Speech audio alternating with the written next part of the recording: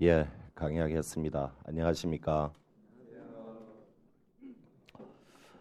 어, 오늘부터 이제 여러분들하고 같이 이제 상법을 공부를 하게 됐습니다. 그 우리가 이게 매년 내가 좀 사람이 게을러서 그런데 올해도 교재가 조금 늦어가지고 이번 주 금요일 날 책이 나온다고 그럽니다. 그래서 화수목 이렇게는 가제원으로 좀 보시게 됐습니다.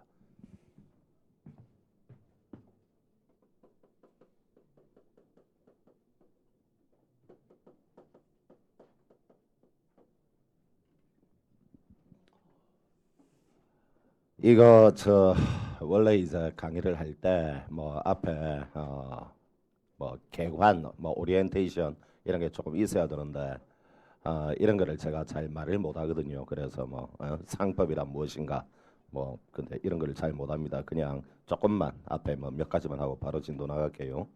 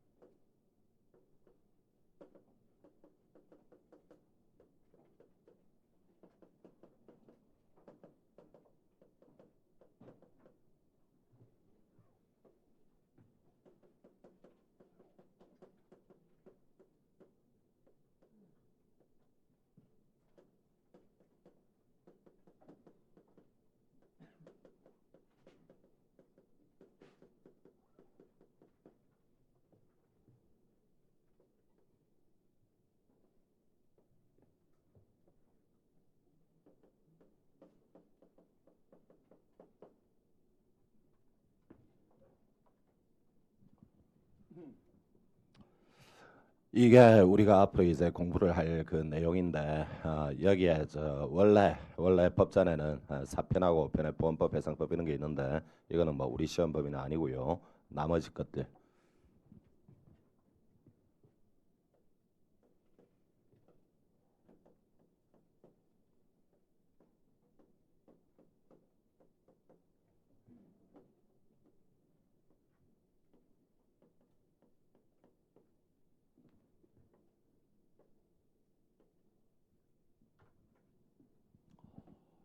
요게 이제 그 출제가 되는 게 이제 완전히 이거는 뭐 그냥 묵시적으로 이제 확정이 되어 있는 거죠. 앞에 총칙하고 상위가 8개가 나오고 헌법, 수표법에서 8개가 나오고 나머지는 모두 다 회사법에서 나옵니다.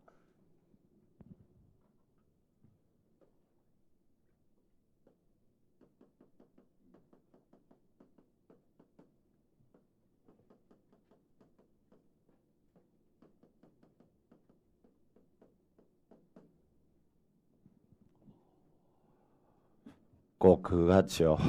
KBS TV에서는 뭐 그 스폰지 그런 것 같죠. 상법은 내모이다. 상법은 민법의 특별법입니다.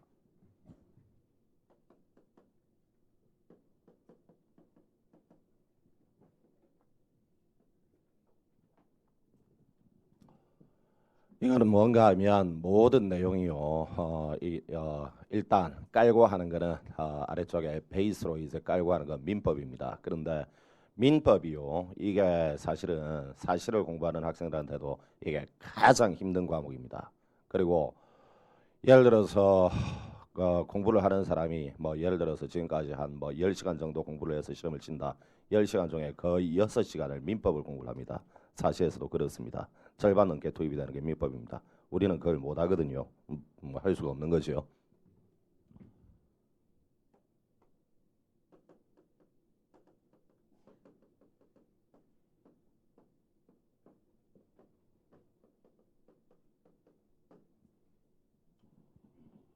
이거를 뭐 따로 우리가 민법을 공부를 하는 거는 그건 말도 안 되는 소리니까 불가능하니까 그래서 앞에 총칙하고 상행위 부분에서 사실은 출제가 되는 건 8문제밖에 출제가 안 되는데 이분이 출제 그 비율에 비해서는 우리가 투자하는 시간이 좀 더 많을 겁니다. 그게 왜 그런가 하면 앞에서 민법을 좀 계속 여러분들한테 민법의 기본적인 내용들을 아주 쉬운 말로 그야말로 길 가던 초딩도 알아들을 정도의 쉬운 그런 표현으로 계속 설명을 할 겁니다. 그래서 듣다가 보면 아이고 뭐 이런 쉬운 것까지 설명을 하시나 뭐 이런 느낌이 들 텐데 그게 머릿속에 떠나면 그러면 아주 끔찍하게 암기 과목으로 바뀌게 됩니다. 민법의 베이스가 만약에 뭐 흔들리는 것도 아니죠. 없으니까 아예. 그래서 민법의 베이스를 뭐 모르게 되면 이걸 모든 조문을 전부 다 암기를 하는 식으로 해야 되니까 앞부분에서 약간 진도가 떨어지는 건 그런 민법 때문입니다.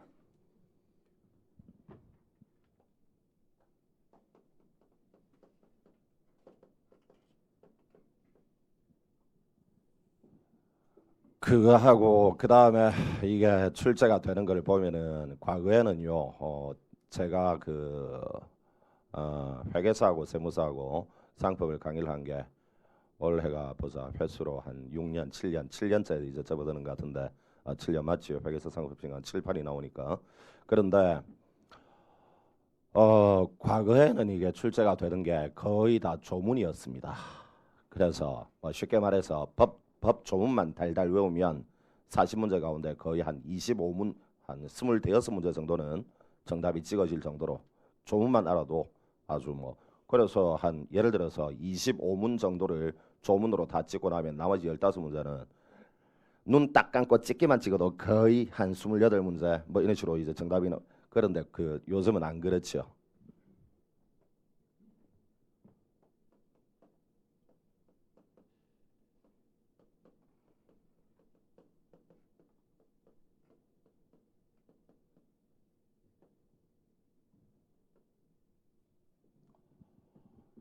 이거는 뭔가 하면 문제를 만들 때 뭐 어쩔 수 없이 조문이 나오기는 나옵니다. 그래서 1번부터 5번까지 그 객관식 지문 안에서 조문의 내용으로 이제 집어넣는 게 보통 한 2개 정도 이렇게 들어가고 거의 대부분의 문제에 대법원이 뭐라고 했는지 대법원의 판례를 묻고 있습니다. 그래서 요거를 제가 과거에 회계사 강의를 시작할 때만 해도 판례를 과연 학생들한테 이걸 언급을 하는 게 사시도 아니고 회계사를 공부하는 학생들한테 판례를 어느 범위까지 언급을 해야 되는가 그걸 막 갈등을 하고 그랬었는데 요즘은 갈등이 완전히 해소가 되었습니다. 요즘은 사시하고 똑같이 판례를 하거나 오히려 사시보다 더 많이 나옵니다. 그렇습니다. 그리고 워낙 이게 대법원 판례가 많이 나오다 보니까 여러분들이 그것 때문에 좀 이걸 어떻게 판례를 다 외우나 조문 외우기도 힘든데 그런데 오히려 실제로 시험을 봐보면은 대법원이 뭐라고 했는지 그거를 찍는 거는 더 쉬울 겁니다. 뭔가 하면 제가 강의를 하다가 제가 잘 쓰는 말로 구연동화 뭐 이런 말 쓰는데요. 옛날에요 뭐 이런 일이 있었대요 이런 식으로 시작하는 문구가 막 나오거든요. 그게 전부 다 판례입니다. 그래 그거 듣기는 참 부드럽게 잘 들릴 것이고 그걸 이제 듣고 나면 그 교재를 읽으면 판례의 내용 이런 거는 실전에 들어가서 어렵진 않을 것인데 어쨌거나 이게 상당히 많이 나옵니다. 거의 모든 문제에 조금이라도 판례가 다 섞여 있습니다.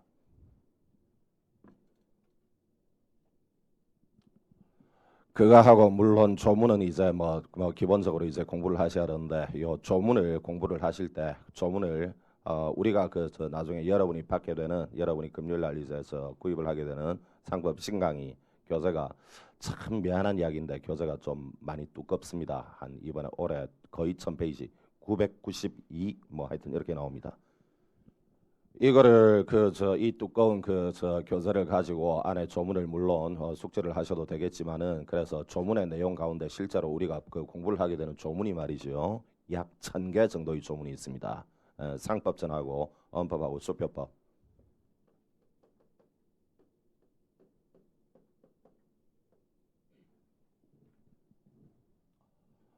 이게 그런데 모든 조문이 다 출제가 되는 그런 건 아니고요. 뭐 지금까지 제가 출제 경향을 보니까 이 가운데에서 많이 출제가 되면 한 600개 정도, 그러니까 나머지 한 400개 정도는 조문이 있기는 있는데 안 묻는 조문들, 뭐 지금까지 출제를 전혀 안 했던 조문들이 거의 뽑아내면 한 400개 가까이 됩니다.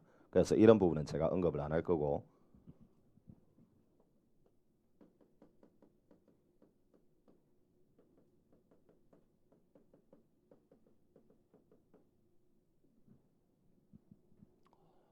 요거는 이제 제가 강의를 할 때에 법전을 열어 보십시오. 이런 식으로 이제 법전을 그 뭐 몇 조, 14조, 24조 이런 식으로 이제 제가 이야기를 할 거란 말이에요.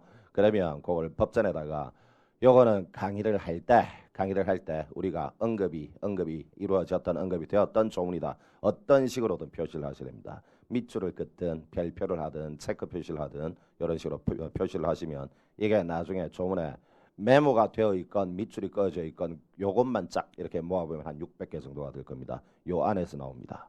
그러니까 어떻게든 꼭 표시하셔야 됩니다.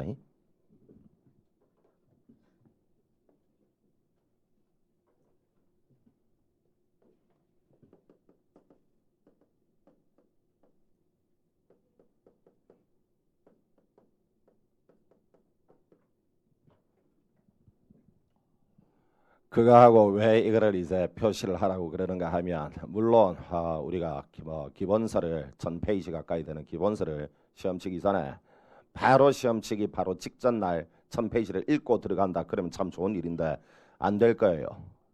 여러분들이 아마 회계학이나 세법은 바로 시험 치기 직전에 글쎄 1차 시험은 그것도 쉽지가 않겠지만 1차를 합격을 하고 2차까지 수련을 하고 나면 바로 2차 시험 치기 직전에는 한 이틀 정도면 회계학이든 세법이든 이렇게 쫙 뭐 스크린 한다고 부르든 뭐라고 부르든 찍기라고 부르든 그게 이제 되는데 그거는 여러분들이 그 회계하고 세법을 전문적으로 공부를 했기 때문에 아주 두꺼운 교재를 2차 시험 치기 바로 직전에 한 이틀 만에 막 이따만한 책을 읽어내신다고 읽어내셔야 되거든요.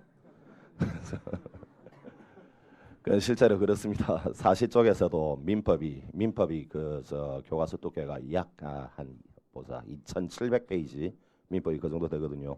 그거 딱 사시 2차 시험 치기 바로 직전에 수험생들이 이틀이면 읽어냅니다. 그건 아니 그럼 천재들이란 말인가? 그게 아니고 민법을 기본적으로 사시 2차 시험 치기 전까지 한 4년 5년을 다 공부를 하고 적어도 4년을 읽고 들어가니까 그러니까 마지막에 그 읽어내신다면 그런데 여러분들이 법 과목을 공부를 하신 분들이 아니기 때문에 마지막에 시험치기 1차 시험치기 뭐 하루 전에 나는 상법이 1000페이지가 넘어가더라 그런 괴물은 없습니다. 그렇게 그건 안 되는 겁니다. 그러니까 마지막에 시험치기 딱 하루 전에 이틀 전에 상법을 이제 투자할 때는 조문을 일배를 하셔야 되는데 두꺼운 이걸로는 힘들 거란 말이에요. 그죠? 그래서 우리가 법전을 이제 준비를 하는 겁니다. 법전 한 600개 정도는 요거는 하루 만에 읽어지거든요. 표시를 해둔 거는. 이런 이야기 하니까 벌써 마음이 무겁지요. 그죠?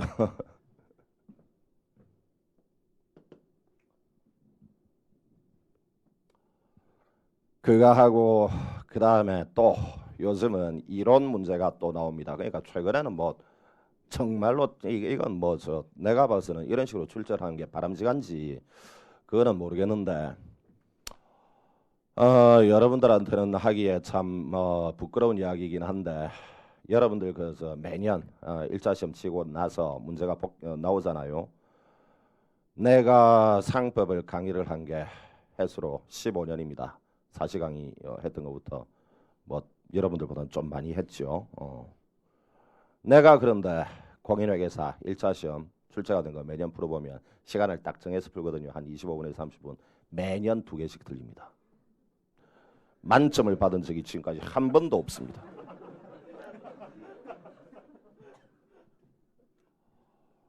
이게 가끔 이제 글이 올라옵니다. 그 사이트 상법닷컴 뭐 이런데 지금은 제가 운영을 안 하는데 그래서 학생들 뭐 이야기를 할 때 이번에 뭐 선생님 강의 듣고 뭐 상법을 만점을 받았습니다. 누구 강의를 들었을까 뭐 그런 내가 모르는 문제가 분명히 2개가 있었는데 그래서 이게 정말로 어렵게 나옵니다. 진짜 대단한 문제들이 나옵니다.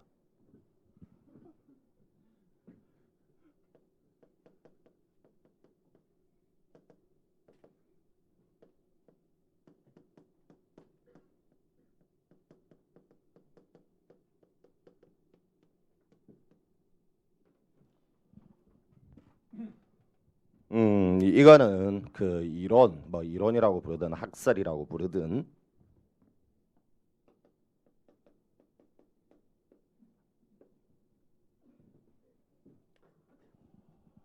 요거는 이제 여러분들이 공부를 할 때 이게 지금 시중에 나와 있는 그저 대학교 출제 위원급 교수님들이 쓴 책이 약 40종 정도가 있거든요.